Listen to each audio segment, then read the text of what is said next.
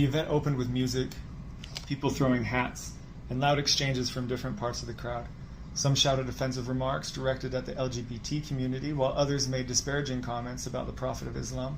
There were also cheers, boos, and offensive hand gestures, mockery.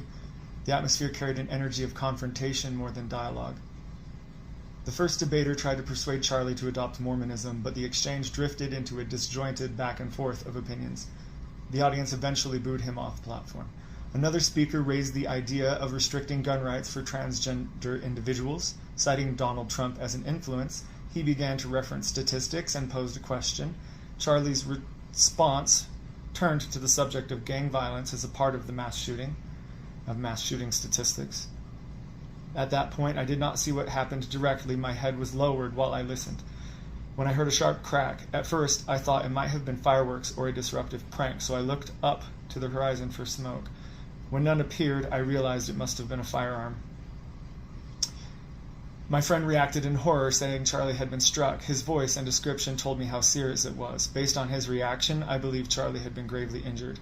I instinctively checked the security team's movement, though I have no affiliation with them. Realizing the situation was dangerous, I stood and shouted USA, not as a provocation, but to project strength, encourage others, and create a distraction that might help calm panic or even save lives. At that moment, no one knew whether this was a lone shooter or something coordinated. My friend was devastated. He admitted he admired Charlie deeply. I only knew Charlie through minimal content, but would never wish to celebrate harm to anyone. Because of my background as a soldier, I was able to stay calm under stress, focus on protecting and comforting my friend. Afterward, I called my wife to let her know I was safe. Once traffic eased, we left. This man really reading from some notes.